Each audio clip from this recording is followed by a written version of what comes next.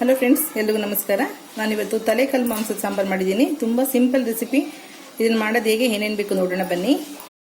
ನಾನಿವತ್ತು ತಲೆಕಲ್ಲು ಮಾಂಸದ ಸಾಂಬಾರು ಮಾಡ್ತಾ ಇದ್ದೀನಿ. ಅದಕ್ಕೆ ಮಸಾಲೆ ನೋಡ್ಕೊಳ್ಳೋಣ. ನಾನಿಲ್ಲಿ ಒಂದು ಅರ್ಧ ಹೋಳಷ್ಟು ಪೂರ್ತಿ ತೆಂಗಿನಕಾಯಿ ತುರಿನ ಪೀಸ್ ಮಾಡಿ ಇಟ್ಕೊಂಡಿದ್ದೀನಿ. ಆದಷ್ಟು ಫ್ರೆಶ್ ತೆಂಗಿನಕಾಯಿ ತುರಿ ಉಪಯೋಗಿಸಿ ತುಂಬಾ ಒಳ್ಳೆಯದು. ಒಂದು ಮುಷ್ಟಿಯಷ್ಟು ನಾಟಿ ಈರುಳ್ಳಿ ಜಜ್ಜಿಟ್ಕೊಂಡಿದ್ದೀನಿ. ಇದು ಒಗ್ಗರಣೆಗೆ. ಸ್ವಲ್ಪ ಪುದೀನ ಸೊಪ್ಪು, ಕೊತ್ತಂಬರಿ ಸೊಪ್ಪಿದೆ.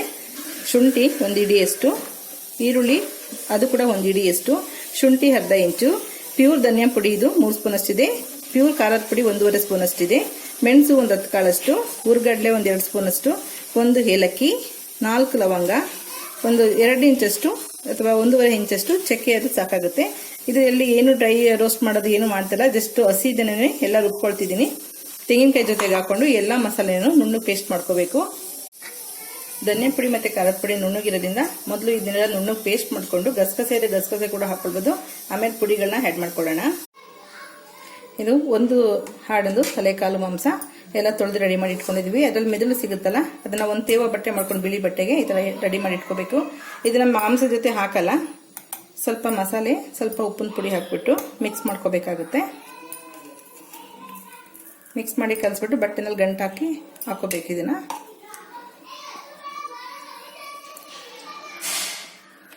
ಮಸಾಲೆ ಕೂಡ ನುಣ್ಣು ರುಬ್ಕೊಂಡಾಗಿದೆ. ಸ್ವಲ್ಪ ಒಂದು 2 ಸ್ಪೂನ್ ಅಷ್ಟು ಎಣ್ಣೆ ಬೇಕಾಗುತ್ತೆ. ಕುಕ್ಕರ್ನಲ್ಲಿ 2 ಸ್ಪೂನ್ ಅಷ್ಟು ಎಣ್ಣೆ ಹಾಕಿದೀವಿ. ಎಣ್ಣೆ ಬಿಸಿ ಆದ ತಕ್ಷಣ ಒಂದು ಮುಷ್ಟಿಯಷ್ಟು ನಾಟಿ ಈರುಳ್ಳಿ ಜಜ್ಜಿಟ್ಕೊಂಡಿದ್ದು ಹಾಕೊಳ್ಳೋಣ.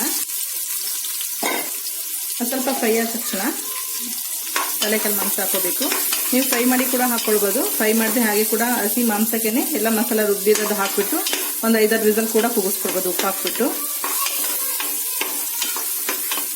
ಈರುಳ್ಳಿ ಸ್ವಲ್ಪ ಬಾಡಿದ್ಮೇಲೆ ಮಟನ್ ಹಾಕೊಳ್ಳೋಣ. ತಲೆಕಲ್ಲು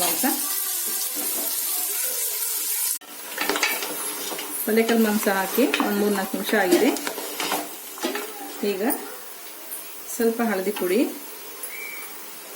ಸ್ವಲ್ಪ ಅಷ್ಟು ಉಪ್ಪು ಹಾಕೊಳ್ತಾ ಇದ್ದೀನಿ. ಸಾಂಬಾರಿಗೆ ಎಷ್ಟು ಬೇಕೋ ಅಷ್ಟು ಉಪ್ಪು ಹಾಕೊಂಡು ಚೆನ್ನಾಗಿ ಮಿಕ್ಸ್ ಮಾಡ್ಕೊಳ್ಳಿ. ನೀವು ಇದಕ್ಕೆ ಈಗಲೇ ಸ್ವಲ್ಪ ಬಿಸಿನೀರು ಹಾಕ್ಬಿಟ್ಟು ಚೆನ್ನಾಗಿ ಕೂಗಿಸ್ಕೊಂಡು ಒಂದು 5-6 ವಿಸಲ್ ಕೂಗಿಸ್ಕೊಂಡ್ಮೇಲೆ ನೀರು ಎತ್ಕೊಂಡು ಕೂಡ ಸೂಪ್ ಥರ ಉಪಯೋಗಿಸ್ಕೊಳ್ಬೋದು. ಮತ್ತು ಈ ಮಿಕ್ಕಿರೋಂಥ ಮಾಂಸಕ್ಕೆ ಮಸಾಲೆ ಹಾಕ್ಕೊಳ್ಬೋದು. ನಮಗಿಲ್ಲಿ ಸೂಪ್ ಬೇಡ, ಹಾಗಾಗಿ ಬರೀ ಸಾಂಬಾರು ಮಾಡ್ತಾ ಇರೋದ್ರಿಂದ ನಾನು ಡೈರೆಕ್ಟ್ ಮಸಾಲೆ ಹಾಕ್ತಾ ಇದ್ದೀನಿ. ಚೆನ್ನಾಗಿ ಉಪ್ಪಿನಲ್ಲಿ ಈ ಮಾಂಸನ ಉರಿಬೇಕು. ನೀರೆಲ್ಲ ಚೆನ್ನಾಗಿ ಸುಣ್ಣಷ್ಟು ಫ್ರೈ ಮಾಡ್ಕೊಂಡಿದ್ದೀನಿ. ಅವಾಗಲೇ ಹೇಳ್ದಂಗೆ ಇದನ್ನು 2 ಟೈಪ್ನಲ್ಲಿ ಮಾಡ್ಬೋದು. ಜಸ್ಟ್ ಇದನ್ನು ಫ್ರೈ ಮಾಡಿದೆ ಹಾಗೆ ಕೂಡ ಎಲ್ಲ ಮಸಾಲೆ ಜೊತೆನಲ್ಲೇ ಹಾಕಿ ಹಸಿ ಮಸಾಲೆ, ನೀರು, ಉಪ್ಪು ಎಲ್ಲ ಹಾಕಿ ಕೂಡ ಒಂದು 4-5 ವಿಸಲ್ ಕೂಗಿಸ್ಕೊಳ್ಬೋದು. ಒಗ್ಗರಣೆ ಮಾಡೋದು ಕೂಡ ಟೇಸ್ಟ್ ಚೆನ್ನಾಗಿರುತ್ತೆ. ಈ ಥರ ಕೂಡ ಮಾಡ್ಬೋದು. ಈಗ ರುಬ್ಬಿದಂತ ಎಲ್ಲ ಮಸಾಲೆನೂ ಯಾವುದೇ ಮಸಾಲೆ ಇಲ್ಲಿ ಫ್ರೈ ಮಾಡಿಲ್ಲ, ಯಾಕೆಂದ್ರೆ ತುಂಬಾ ಟೈಮ್ ಕೂಗ್ಸೋದ್ರಿಂದ ಕುಕ್ಕರ್ನ ಒಂದೊಂದು ತಲೆಕಾಲು ಅಂದಾಗ ನಿಮಗೆ ಒಂದು 5-6 ವಿಸಲ್ ಆದ್ರೂ ಕೂಗಿಸ್ಬೇಕಾಗತ್ತೆ. ಹಾಗಾಗಿ ಮಸಾಲೆ ಎಲ್ಲ ಹಸಿದಿದ್ರು ಕೂಡ ಚೆನ್ನಾಗಿ ಬೇಯುತ್ತೆ. ನಿಮ್ಗೆ ನೀರು ಎಷ್ಟು ಬೇಕು ನೋಡ್ಕೊಂಡು ಹೆಚ್ಚಿಸ್ಕೊಳ್ಳಿ. ಈಗ ಉಪ್ಪು ಖಾರ ಎಲ್ಲ ಟೇಸ್ಟ್ ನೋಡಿ ಕರೆಕ್ಟ್ ಆಗಿದ್ರೆ ಕುಕ್ಕರ್ ಕ್ಯಾಪ್ ಹಾಕಿ ಒಂದು 6-7 ವಿಸಲ್ ಕೂಗಿಸ್ಕೊಳ್ಳೋಣ. ಸಾಂಬಾರೆಲ್ಲ ಚೆನ್ನಾಗಿ ಮಿಕ್ಸ್ ಮಾಡಿದೀವಿ. ಎಷ್ಟು ಬೇಕೋ ಅಷ್ಟು ಸಾಂಬಾರು ಹೆಚ್ಚಿಸ್ಕೊಳ್ಳಿ. ಉಪ್ಪು ಖಾರ ಟೇಸ್ಟ್ ನೋಡ್ಕೊಳ್ಳಿ.